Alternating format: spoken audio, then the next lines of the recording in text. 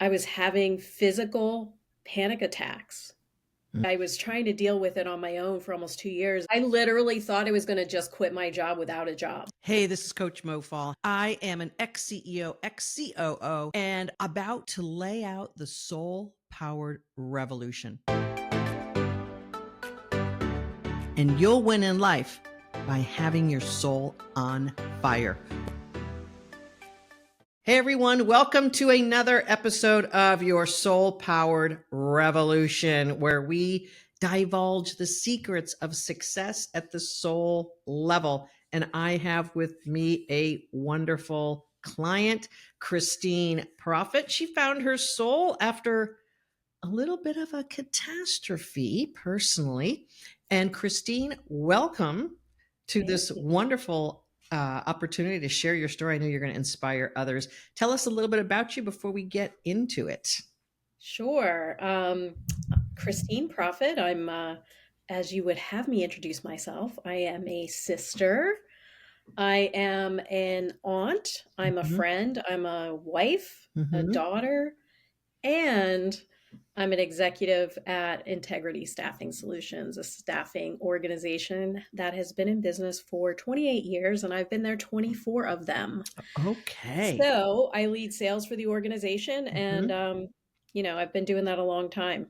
Sales Mm-hmm. is fun for me. I Yep. love the chase. I love the win, and I Uh-huh. love coaching people to, figure out what works for them. Yeah. So Yeah. Cool. And you had success with the organization for many, many years.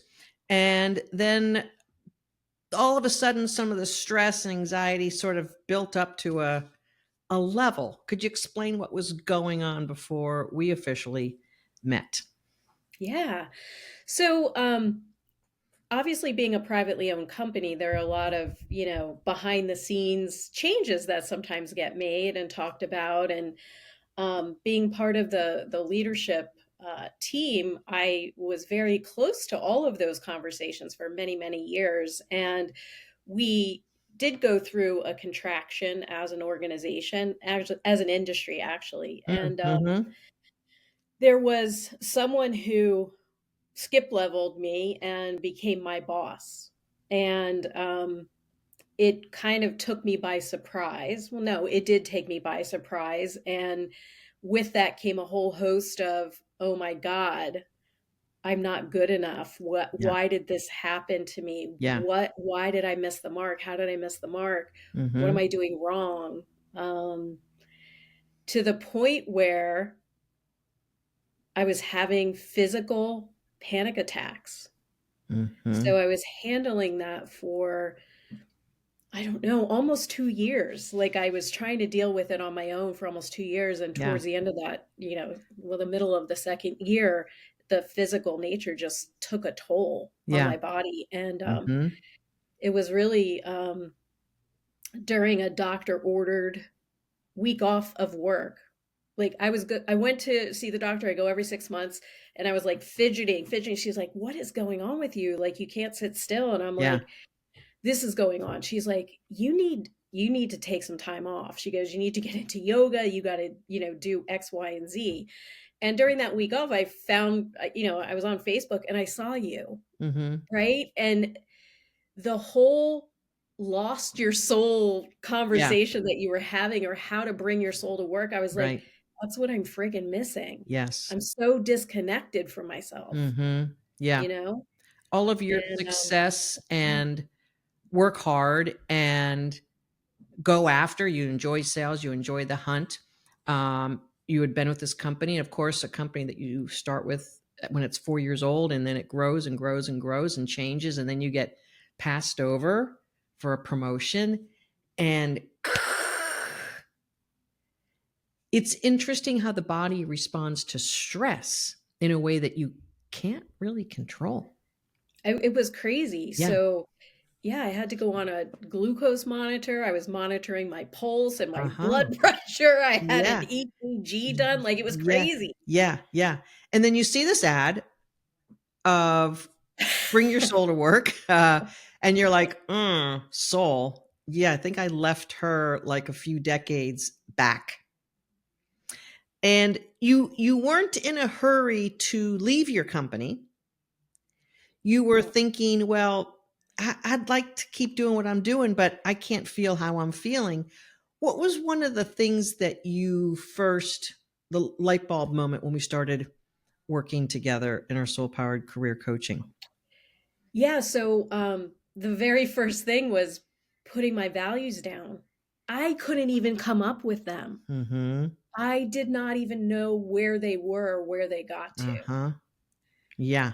And then I was just like, "Oh my God, I'm so disconnected." Yeah. Period. Mm-hmm. I Mm-hmm. couldn't even do it. So And like then, the how we Christine, do the like the thriving Christine is like over here, way over here, and you're intellectually going through the exercise and you're not able to like pull the truth from yeah, anywhere. You're like, where is this?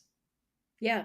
And then what I realized as I started to come through those exercises and work through it, which didn't happen like, like one exercise took me more than 1 week, right? Like it took me a while to really dig deep Mm-hmm. Yeah. and go through that process. So it took me longer than probably most people to get to where I needed to get to. But um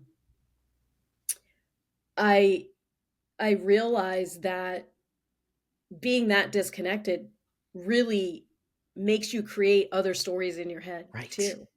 Right. And a lot of what I thought was wrong with this other person with was how I was reacting to what was happening versus Yeah. and making myself less than compared to her versus supporting right away, Mm-hmm. right? And Mm-hmm. being a champion for, "Hey, Yeah. good for you. Right. You got this. What can I do to help?" Yeah. Kind of a Yeah. thing. I just made myself out to be someone that, Yeah.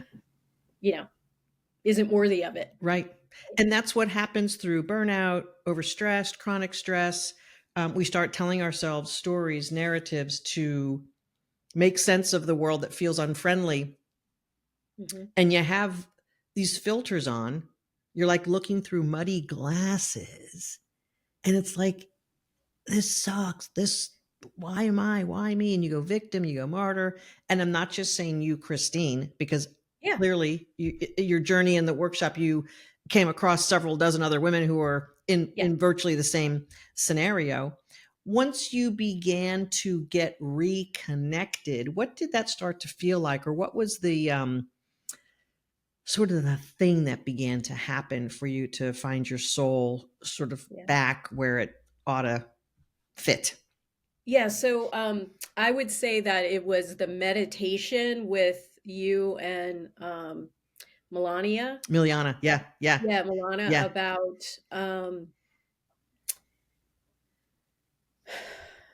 writing down that barrier. What is that person's name or what have you, and let go of it, Mhm, right? Tear up that paper and, mhm. put her name on it, tear that I can't tell you how clearing that was. Yes. I was, like, pretty skeptical about it, but Right. I do meditate, I do, like all of that, and then I Uh-huh. was like, let me just dig in here, clear my mind, let's do this exercise," Yeah. and I can't believe how much it cleared me, Mhm. and it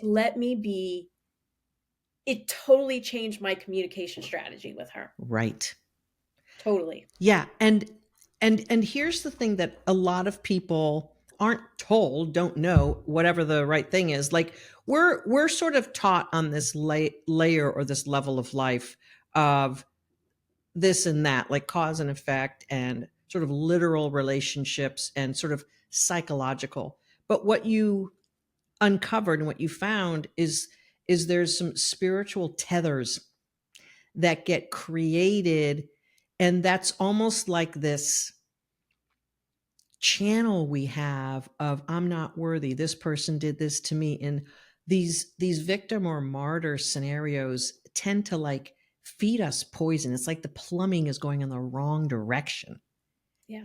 And when you did that exercise, that was one of the forgiveness exercise Forgiveness. Yeah, things that's that it. we have. And then you probably did the anchoring the next level and found some positiveness for yourself. These are such deep soul exercises that, frankly, I don't know much else that can get at those levels of sort of chronic stress that really it gets in our bones almost. Yeah, it does. And I am naturally a joyful person. Mhm. That joy was gone.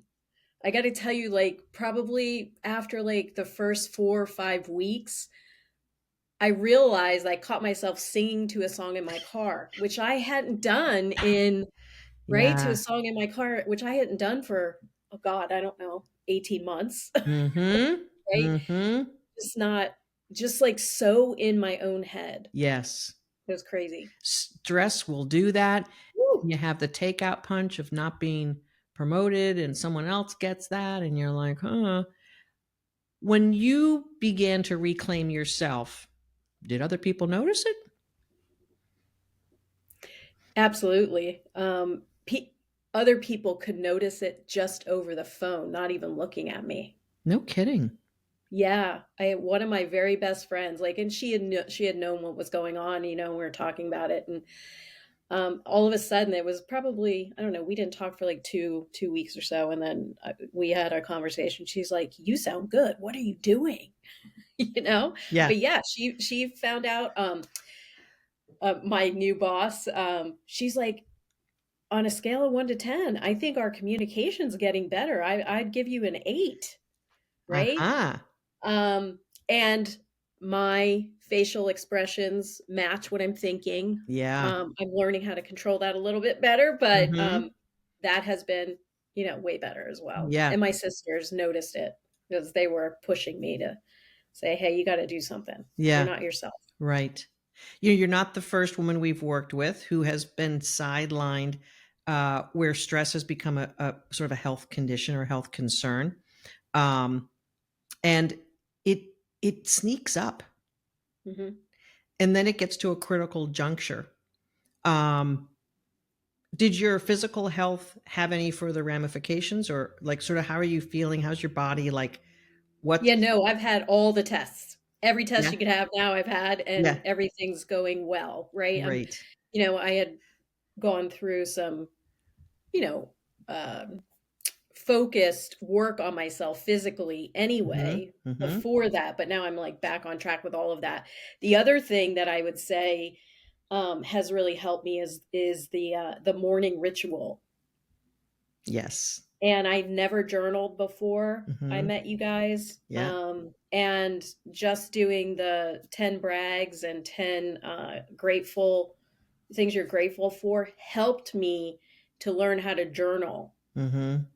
And that is freeing as well. So every morning I drink my water Yeah, and I do a meditation that's and I it. journal, Yeah. and it's definitely helpful. Yeah. Yeah. It's like, I always equate it to, like, dental hygiene, like, we brush our teeth, we floss, we might gargle, like, we're taking care of the apparatus, but inside, there's another part of us that needs time and attention, and if I were to say to people on the street, "You should do a daily ritual every morning to take care of your soul," like, maybe 1 out of 10 would be like, "Oh, great idea." But what happens when you're in a group of other women who are basically dealing with the same thing?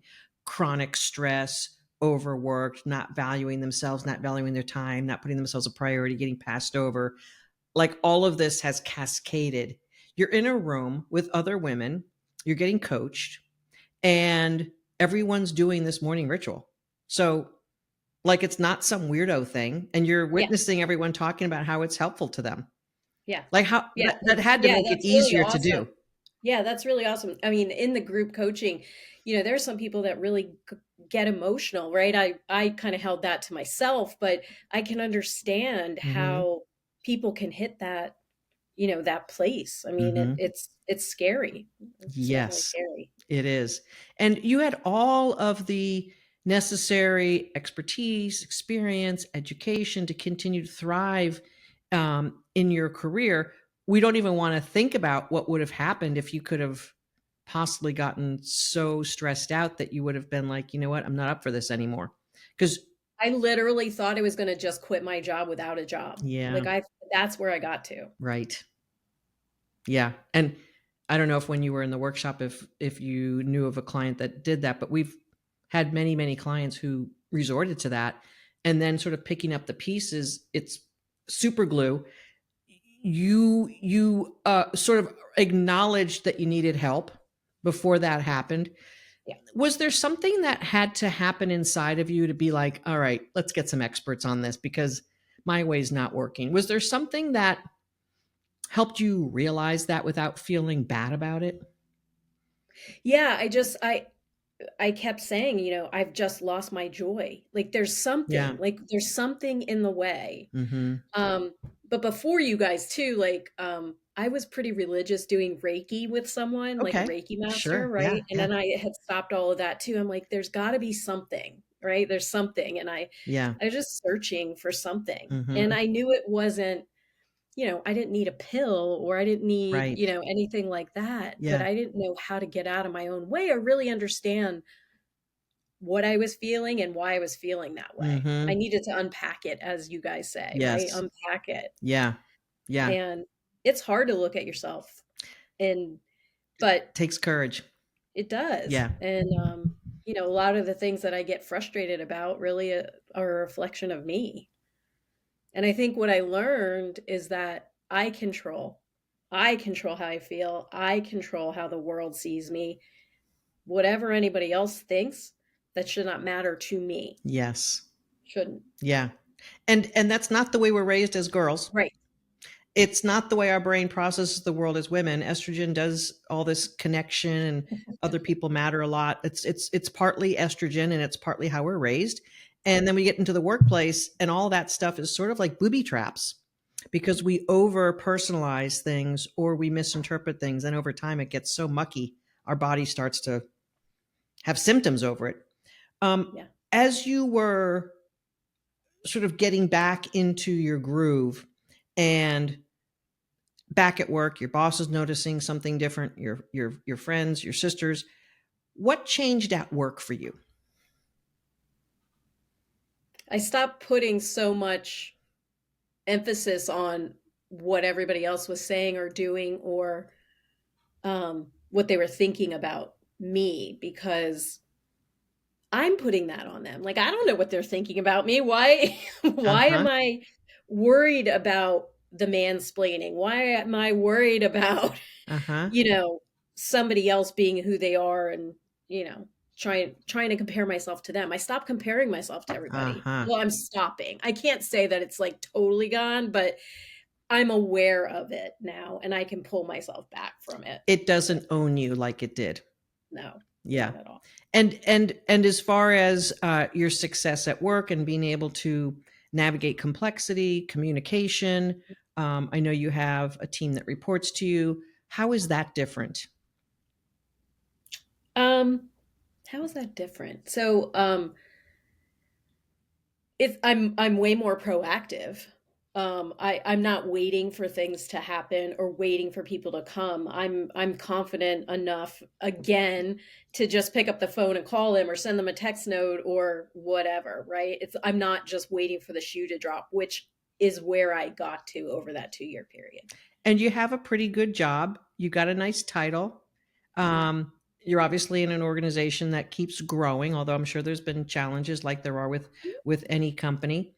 What's Yep. possible for you now that you don't have the baggage of other people's stuff and you're not in their head and you're in yours and you're taking care of your soul every day?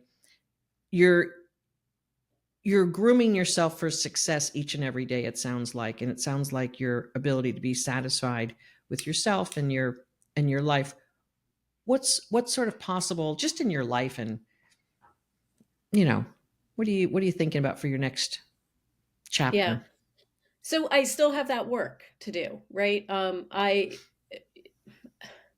had so much of my identity tied to my work, my Mm-hmm. job, Mm-hmm. so much of it that if I were to have lost it, it probably, I mean, that would have just taken me way further down than I already was. Yeah.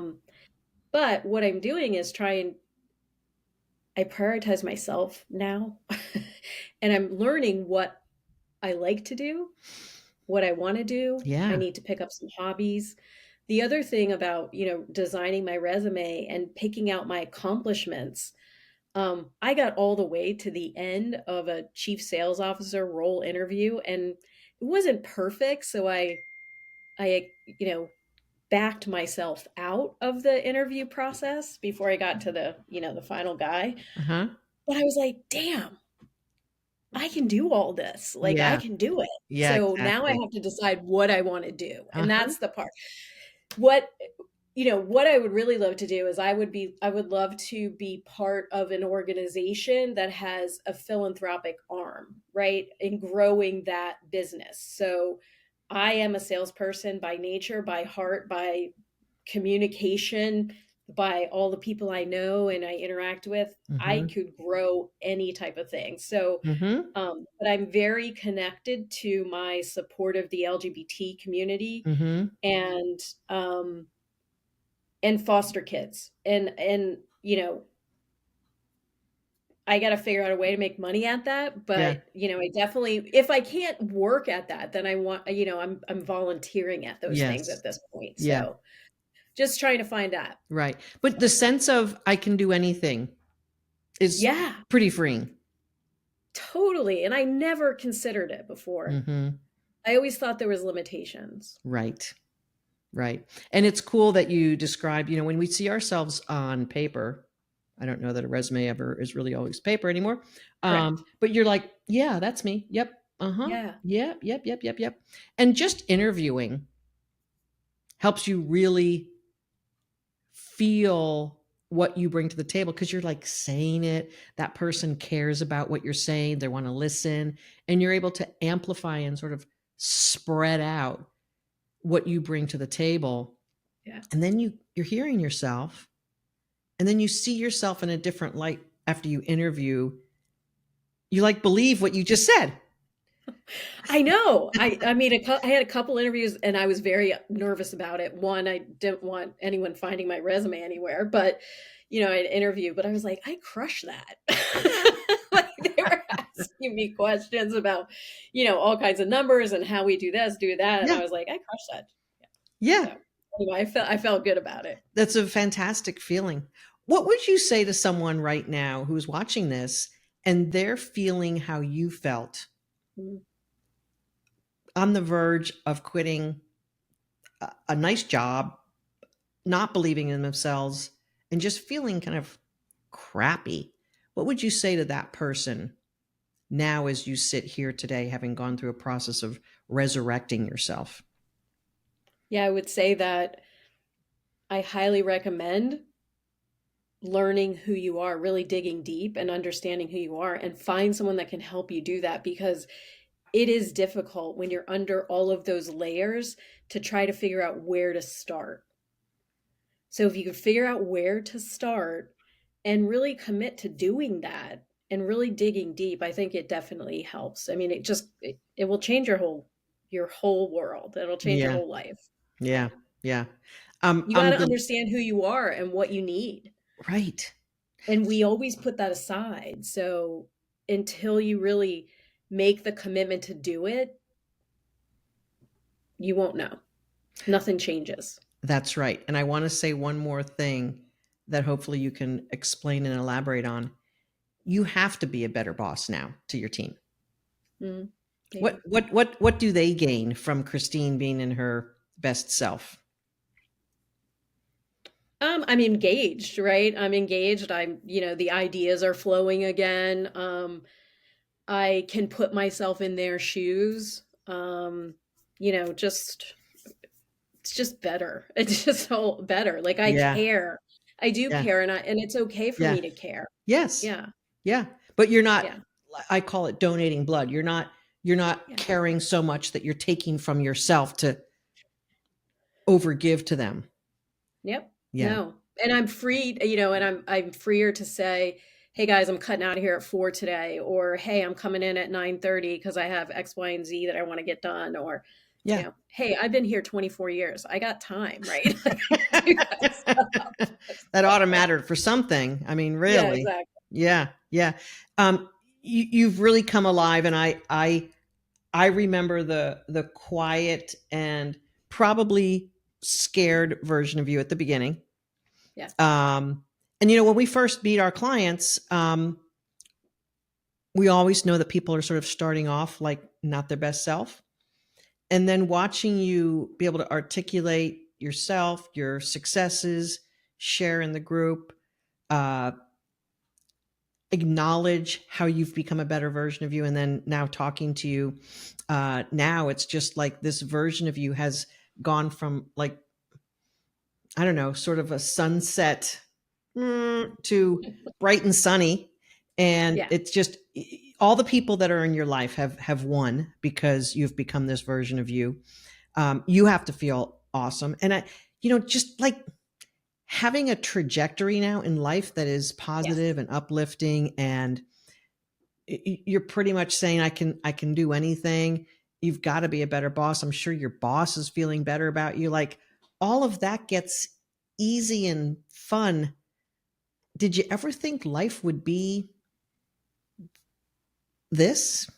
No, never did. And, when you said, when you were just talking about being easy and fun, I'm all about fun. So if you do any of those personality tests, right, the fun factor is like way up here, and I lost that, right? So actually my boss and I went out twice during the holidays just to like let our hair down and get reconnected. And that's the Nice. stuff that I need. Yeah. I need those connections to be able to bring my best self anywhere, Yeah. right? I need to know that, I can trust and Yeah. be trusted, Right. basically. Because as much as we work for companies, the companies have to make money, we have to meet targets, all that stuff. Everyone's got to do a good job. We're all humans, Hmm. and we're all trying to do our best. Most of us, anyway. From time to time, you run across someone who's not really trying to do their best, but for the most part, For and the most being part. able to be a human and being comfortable in your own skin and in your own soul, I think you've just illuminated everyone who you are special or know in your life. Like, you've just lit up their light because of that. Thank you. Yeah. And I think I'm a better listener to, the people Ah, around me, right? Because I know where I was, right? So yeah. now it's about giving a little grace to someone else and trying to meet them where they are Yes. versus, you know, putting something upon them, any sort of expectation Uh-huh. for that conversation, Yeah. I'm a little more cautious about that. Right. And when you're stressed out, we're more into manipulating people around our stress and helping, Hmm. having them wanting us to have them feel a certain way that we feel, and it gets gnarly, when we do that. Yeah. I want to plug in a little commercial here, because Yeah. everything we're talking about right now started with you seeing an ad and On Facebook. clicking a button and eventually booking a call. And as you know, on our clarity calls, which is mofall.com/talk, like, we really evaluate whether we can help you or not. Okay. What we do is not always fitting for everyone who books a call. But that call is like coming into the doctor, getting a little assessment, diagnosis. And I'm really glad that you said yes to yourself, because the light that you now are in the world, I mean, how could we miss out on that? Like, Christine has come back alive, and it started with you saying yes on a few clicks and on a call. And folks, if you think that what Christine is talking about is like beyond what you could ever imagine, I'll just say suspend that cynicism, because she's a real person who was Hmm. at a certain breaking point, and she realized, and her doctor helped her realize, that she needed some help. So mofall.com/talk gets you a spot on our calendar so we can talk and see if our coaching is going to fit for you. Christine, any last words before we wrap up? Thank you for sharing your story. Thank you for sharing your light and believing enough in us to help you, and believing in yourself to know that your life was, sort of, I'll just say, worth elevating and Yeah. giving it back. Anything else you'd like Yeah. to share? If you're watching this, I mean, you're worth it. Just trust yourself. You're worth it. And, you know, it's not easy, but you just make the commitment and do it, and it definitely will change your mindset for Yeah, sure. so good. You're just glowing and beaming, and it's so great to see you like this, folks. It's Thanks. Mo Fall. I've been helping women like Christine for over 10 years now. We've helped over 2,200 women up level their soul and get their career back on track. And in Christine's case, she didn't have to change jobs or go through any, like, she's where she was and she's thriving at a whole nother level. And that must feel great to you, Christine. Ladies, it's never too late for you to say, I need to get my soul back. Christine, thanks so much again for sharing your story, and super big hugs for all that you've Thank become, you. and what a shining light you are. Thanks so much for sharing your story. Thank you so much. And thank you for what you do, Mo. It's awesome. Everything that women face in the corporate world, in life actually, can be counterattacked, counteropposed by a woman's powerful internal sense of being. And I call that your soul power. I want to help more women understand their soul power, and I want to create a soul powered revolution. This is Coach Mo, mofall.com.